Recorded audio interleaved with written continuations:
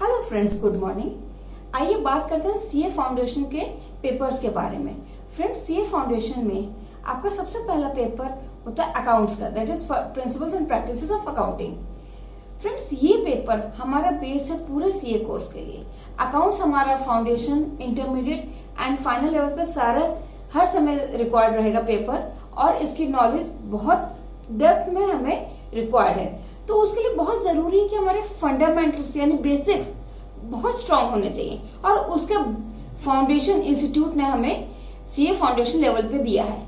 यहाँ से हमारे को बेसिक्स की नॉलेज होती है, जो कि हम आगे जाके इंटरमीडिएट लेवल पे और फिर फाइनल लेवल पे, और फिर हम daily course as a CA जब हम करते हैं तो वहां पे डेली हमें इनकी रिक्वायरमेंट होती है। तो उसके लिए हमारा बेस जो है that should be very very strong. तो आज हम बात करेंगे अपनी इस सीरीज के तहत कि फाउंडेशन के जो चैप्टर्स हैं, बेसिक चैप्टर्स हैं, जहां हमारा बेस क्लियर हो रहा है, उसका हमने एक सीरीज स्टार्ट करने की कोशिश करी है, जिसमें हम हर चैप्टर से 10 क्वेश्चंस के ट्रू और फॉल्स आपका डिस्कस करेंगे, उसके बारे में बातचीत करेंगे। क्वेश्चंस आपका डिस्कस करते हुए उससे रिलेटेड जो एस्पेक्ट्स हैं वो भी डिस्कस करेंगे, जिससे आपके कंसेप्ट और क्लियर हो जाए, आप बेटर स्कोर कर सकें, बेटर आंसर्स प्रेजेंट कर सकें, और एक बेटर स्कोर के साथ आप आगे बढ़ सकें और फाउंडेशन लेवल क्लियर करें। तो फ्रेंड्स, लेट्स बिगिन। मैं Anupama Singhal, a faculty of CA foundation accounts at National Academy of Commerce, a premier coaching institute for CA, CS and CMA students. So friends, आज का जो हमारा टॉपिक है that is introduction to accounting. तो let's begin. हमारा ये true false का discussion हम बिगिन करते हैं।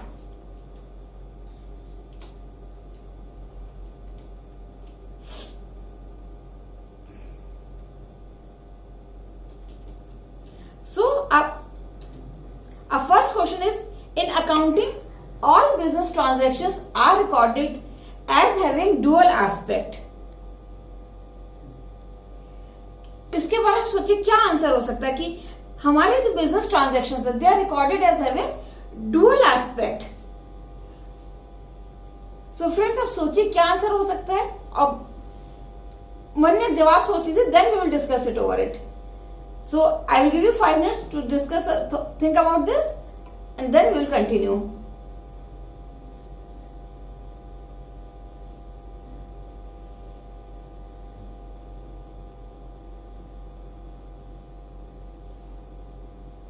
So friends, does the answer tally with your answer? So the answer is true. कैसे? Being associated with the double entry system of bookkeeping, every transaction has a twofold effect in accounting, whereby one account is debited and another account is credited by the same amount. That is, हमारी जो accounting है उसका एक concept है dual accounting concept. That is, her transaction के, जो भी हम बिजनेस ट्रांजैक्शन करते हैं उसके 2 एस्पेक्ट होते हैं, एक डेबिट एक credit with the same amount, यानी कि एक डेबिट और क्रेडिट जो भी एस्पेक्ट है उसका सेम अमाउंट होगा। हमारी accounting equation that is assets is equal to liabilities, वो भी इसी अकाउंटिंग कंसेप्ट पर बेस्ड है। So the answer to this question is true कि in accounting sorry all business transactions are recorded as having dual aspect. आपको फिर भी अगर इस सीरीज के दिन क्वेश्चंस के बाद आपको कोई भी डाउट हो सकता है, तो I will give you my WhatsApp number, आप उसमें कभी भी कनेक्ट कर सकते हैं किसी भी डाउट्स के लिए। So friends, let's move on. हमारा नेक्स्ट क्वेश्चन है, accounting principle is general rule followed in preparation of financial statements. So again think over and let's see आपका आंसर मैच करता है कि नहीं मैच करता है।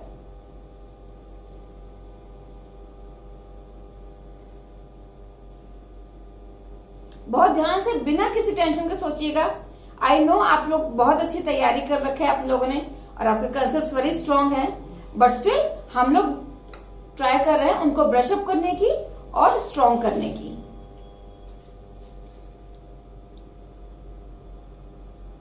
So let's go. The answer is true. Let's see कैसे।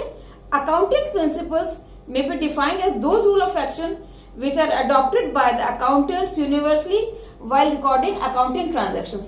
बेटे जो principles हैं they are adopted for the consistency and stability of the accounting records. अगर हम अकाउंटिंग प्रिंसिपल्स फॉलो करेंगे तो हमारे जो रिकॉर्ड्स है, जो हमारे ट्रांजैक्शन की रिकॉर्डिंग है, वो कंसिस्टेंट तरीके से रिकॉर्ड होंगी, एक स्टेबिलिटी होगी उनमें, जिससे हम अपने रिकॉर्ड्स अपनी ऑर्गेनाइजेशन से विद लास्ट प्रीवियस ईयर्स और अदर ऑर्गेनाइजेशन से हम कंपेयर कर सकते हैं। So these principles are the rules जिन पे हमारी अकाउंटिंग इक्वेशंस, अकाउंटिंग पूरी बेस्ड है। सो आई होप आपको क्लियर हुआ होगा ये। So moving on to the next question. The assets are classified as current assets and fixed assets as per the full disclosure concept. Current assets and fixed assets में bifurcation जो हमारे assets का होता है, वो इस क्वेश्चन में ये पूछ रहे हैं कि क्या आपके करंट एसेट्स को हम बाइफर्केट करते हैं करंट एसेट्स में और फिक्स्ड एसेट्स में as per full disclosure concept. तो क्या आंसर सही है या गलत है?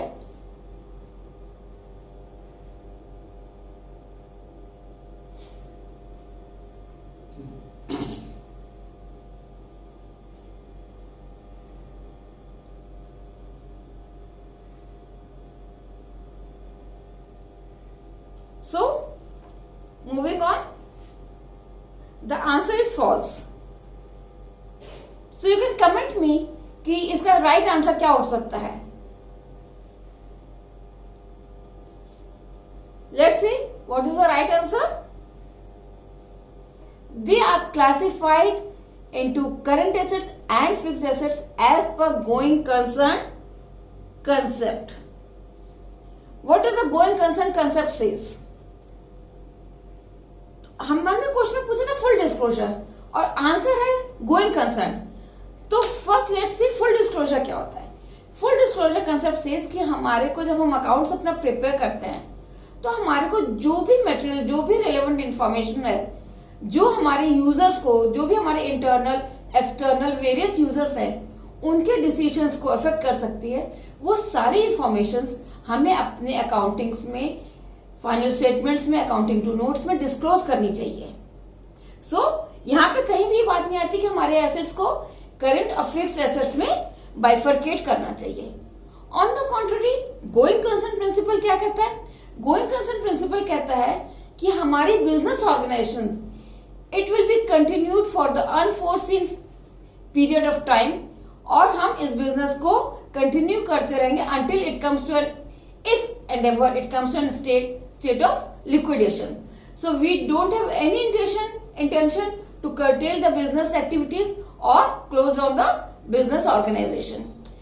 So हम अपने एसेट्स को इसी कंसेप्ट की वजह से या इसी कंसेप्ट की वजह से एसेट्स को हम बाइफरकेट करते हैं करंट एसेट्स में और फिक्स्ड एसेट्स में। ठीक है, I hope the concept is clear to you. तो the answer is false and the correct answer is for this question is assets are divided into current assets and fixed assets as per going concern concept. Let's move on to the next question. Accounting of a small calculator as an expense and not as an asset is as per going concern principle. So friends, think over, क्या है इसका answer? थोड़ा सा अभी हमने going concern concept discuss करा। Give stress on your mind, think, सारे principles को, कंसेप्ट को माइंड में रिवाइज करिए एक बार। आप पढ़ चुके हैं और फिर सोचिए क्या ये आंसर सही है, और अगर नहीं तो क्या करेक्ट आंसर इसका होगा।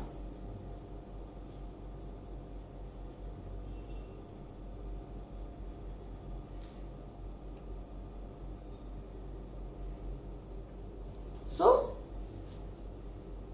let's move on. The answer is false. तो बच्चों क्या करेक्ट आंसर हो सकता है, आपने कुछ सोचा है?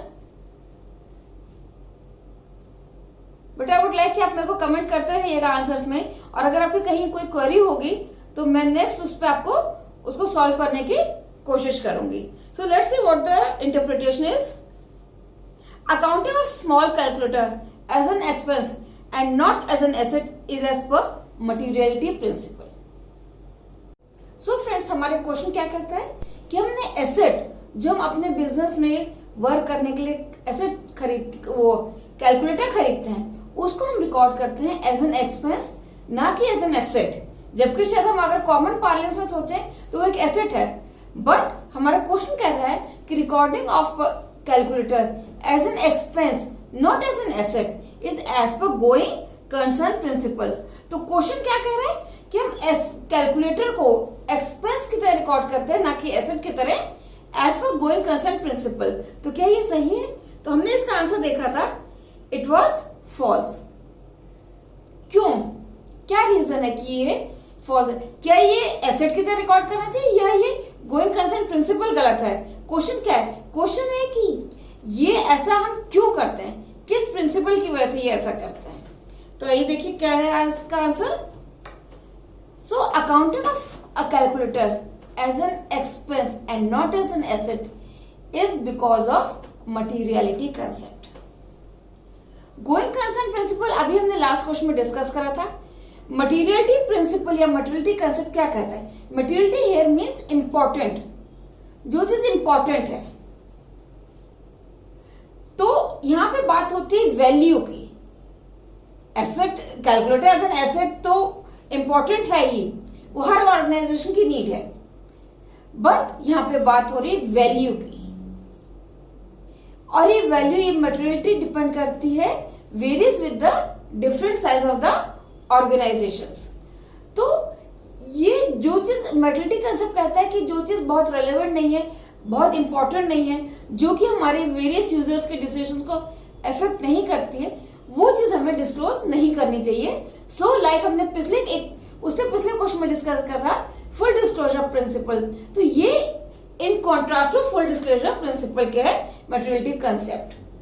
सो इस क्वेश्चन की अगर हम वापस बात करते हैं तो हम कैलकुलेटर को रिकॉर्ड करते हैं as an expense not as an asset due to the materiality concept. Okay, I hope the concept will be clear. तो मूव ऑन करते हैं नेक्स्ट क्वेश्चन पे। Next question is the accounting data should be definite, verifiable and free from personal bias as per materiality principle. Definite, verifiable and free from personal bias as per materiality principle. तो तीन चीजें, definite होना चाहिए, verifiable and free from personal बायस। तो ये किस concept की वजह से है या किस कंसेप्ट में ये बात कही गई है? इज इट मटेरियलिटी कंसेप्ट या कोई और कंसेप्ट है? सो थिंक ओवर, सोचिए क्या आपको आंसर लगता है इसका।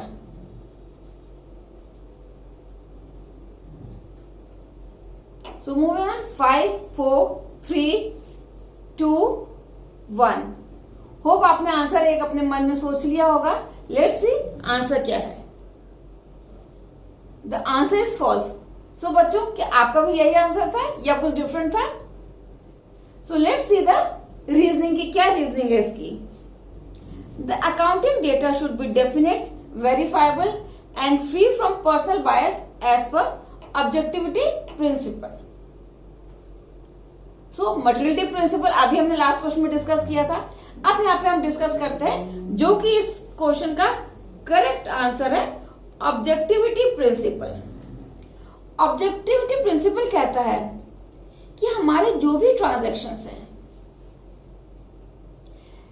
वो वेरीफाइबल होने चाहिए, यानी कि उनके साथ एक सपोर्टिंग डॉक्यूमेंट अटैच होना चाहिए जिससे हम अपने ट्रांजैक्शंस को वेरीफाई कर सकते हैं। लाइक हमने डीजल खरीदा और नेक्स्ट में हमने खर्चा डाला हुआ डीजल परचेज का, तो हमारे पास क्या प्रूफ है कि हमने डीजल खरीदा? तो जो हमें पेट्रोल पंप से रिसीट मिलती है, पर कैश मेमो मिलता है, that is our supporting document जिससे हम अपने डॉक्यूमेंट को वेरीफाई कर सकते हैं। प्लस इसमें एक ऑब्जेक्टिविटी होनी चाहिए, यानी हमारी कोई भी रिकॉर्डिंग्स, कोई भी ट्रांजेक्शन की जो हम रिकॉर्डिंग करते हैं, that should be totally free from any personal biases. हमारी रिकॉर्डिंग को कोई भी पर्सनल बायसेस अफेक्ट नहीं करने चाहिए।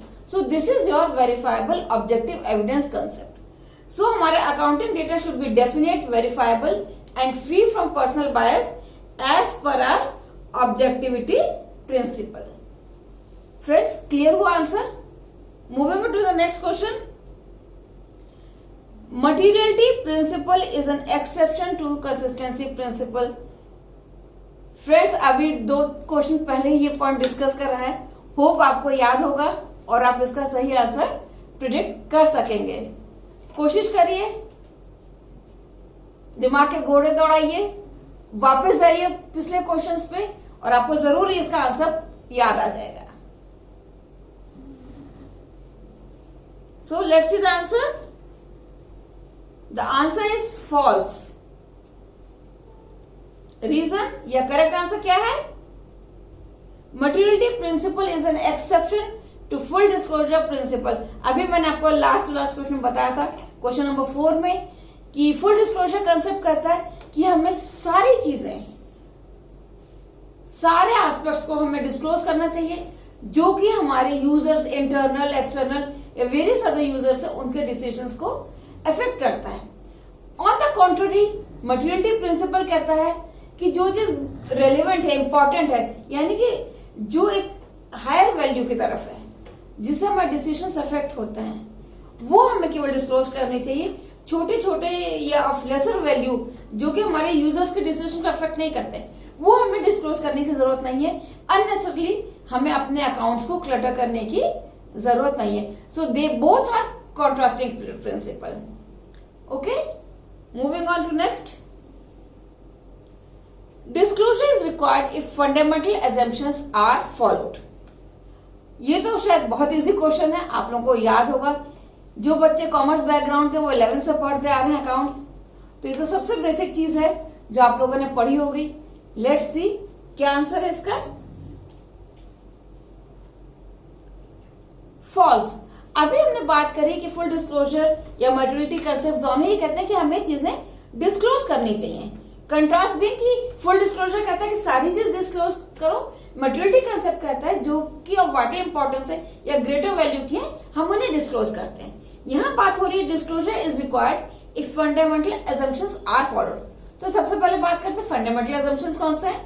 So friends, the 3 fundamental accounting assumption: going concern, consistency and accrual. There is no need to disclose these accounting assumptions. क्यों? क्योंकि as per accounting standard 1, every organization is following all these 3 fundamental accounting assumptions. यानी कि going concern, consistency, accrual हर organisation follow कर रही है, इसलिए इसको disclose करने की जरूरत नहीं पड़ती है। ये डिस्क्लोज कब होता है? When they are not followed. Remember, they are disclosed when they are not followed. So the answer is false and no disclosure is required अगर ये फॉलो हुए रहे हैं। Let's move on to the next question. Personal transactions are distinguished from business transactions in accordance with the money measurement assumption. So, personal transactions, business transactions, money measurement. Question कह रहा है कि हमारे जो पर्सनल ट्रांजैक्शंस है वो हम distinguish करते हैं, डिफरेंशिएट करते हैं बिजनेस ट्रांजैक्शन से as per money measurement principle. तो सोचिए क्या ये आंसर सही है, और अगर नहीं तो क्या आंसर है।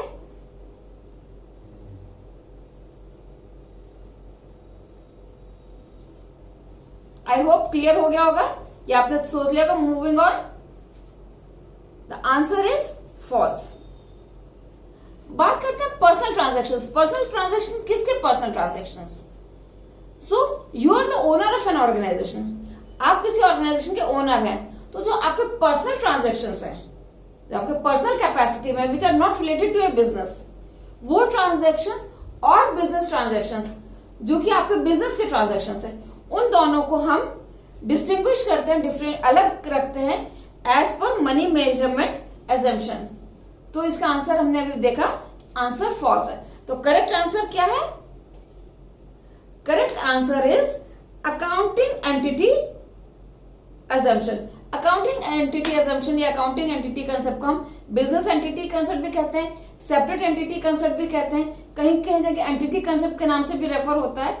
तो बिजनेस एंटिटी कंसेप्ट ये कहता है कि ओनर और business, they both are 2 different entities, और हम जितने भी अकाउंटिंग एंट्रीज करते हैं, अकाउंटिंग ट्रांजैक्शंस हम रिकॉर्ड करते हैं, they are from the point of view of the organisation ना कि आपके इंडिविजुअल की तरफ से। You are the creditor for the firm, जिसने पैसे दिए हैं, आपकी एक इंटरनल लायबिलिटी फर्म की तरफ है। सो ये पर्सनल ट्रांजैक्शंस और बिजनेस ट्रांजैक्शन को डिस्टिंग्विश करने का बैकग्राउंड या बेस कहां से आता है, वो है बिजनेस एंटिटी कंसेप्ट की वजह से। सो फ्रेंड्स, उम्मीद है आपके कंसेप्ट और बेहतर और क्लैरिटी के साथ हो रहे होंगे क्लियर। आगे बढ़ते हैं। Next is according to accounting standard 1 the fundamental accounting assumptions are going concern, conservatism and accrual. So friends, फिर दौड़ाइए अपने दिमाग के घोड़े। अभी 2 क्वेश्चन पहले हमने ये डिस्कस करा है, ये कंसेप्ट मैंने आपको एक्सप्लेन भी करा है। उम्मीद है इसका आंसर आप श्योरिटी के साथ दे सकेंगे। So let's see what the answer is. The answer is false. So friends, क्या है 3 का फंडामेंटल अकाउंटिंग assumptions? याद आया? Going concern, consistency and accrual. Remember GCA, going concern, consistency, accrual. So these are the 3 fundamental accounting assumptions. Going concern, consistency and accrual. So ये 3 हमारे fundamental accounting assumptions है। So moving on to our last question for the day. X Limited purchase a machine for ₹1 lakh on 1/1/2018, यानी कि X Limited ने एक machine खरीदी 1 जनवरी 2018 को। The market price of the machine was 1,20,000 on 31/12/2018, यानी कि जब मशीन खरीदी थी तो वो 1 लाख में खरीदी थी 1 जनवरी को, और 31 दिसंबर को उसकी मार्केट प्राइस है 1,20,000। The accountant of X Limited values machine for ₹1,20,000 while finalizing the accounts. He has violated realization concept. इस क्वेश्चन में पूछ रहा है कि X लिमिटेड ने एक मशीन खरीदी थी 1 लाख रुपए की on 1 January 2018। On closing of the year, that is on 31 दिसंबर, उस मशीन की मार्केट वैल्यू 1,20,000 रुपए थी।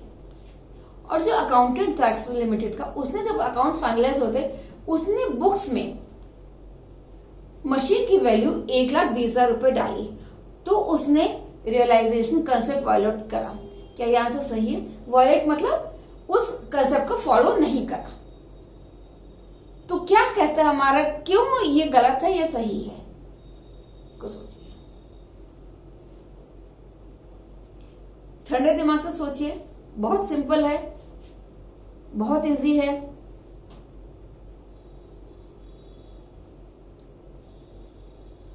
एक लाख और 1,20,000 2 फिगर्स हमारे पास हैं। उसने जो लेटेस्ट फिगर थी, जो क्लोजिंग ईयर की फिगर थी, उस पे उसको वैल्यू करके बुक्स में शो करा है। तो क्या ये सही है? और उसने रियलाइजेशन कंसेप्ट को वायलेट करा है कि नहीं करा है? So let's see the answer. The answer is false. क्यों बच्चों? आंसर पे पहले आते हैं, he is violated the cost concept.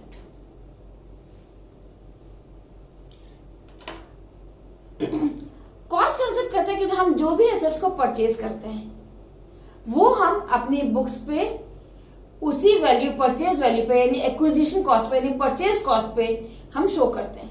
Over the period हम उसको कॉस्ट पे शो करते हैं, परचेज प्राइस पे लेस डेप्रिसिएशन हम ओवर द पीरियड उसे शो करते चले जाते हैं। बट कभी कभी हमारी एसेट की मार्केट वैल्यू बढ़ जाती है। और एक टूडेज कंसेप्ट होता है जो कहता है कि anticipate losses but do not anticipate any unrealizable gains.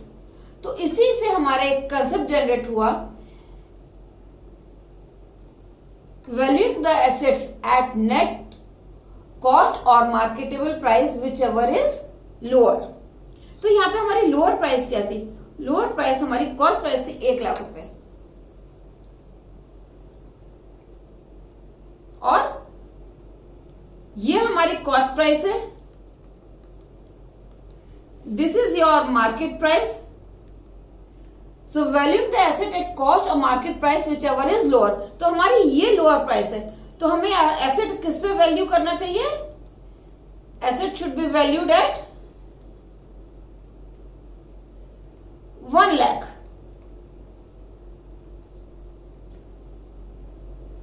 तो 1 लाख हमारी कॉस्ट था, तो उसने यहाँ पे क्या करा, कॉस्ट कंसेप्ट को वॉयलेट करा। हमें एसेट को हमेशा कॉस्ट कंसेप्ट पे, कॉस्ट प्राइस पे ही शो करा जाता है। और रियलाइजेशन कंसेप्ट क्या है? What is this concept? Realisation concept कहता है कि हमें किसी भी एसेट की रियलाइजेशन वैल्यू नहीं शो करनी चाहिए until and unless it is realized during that period।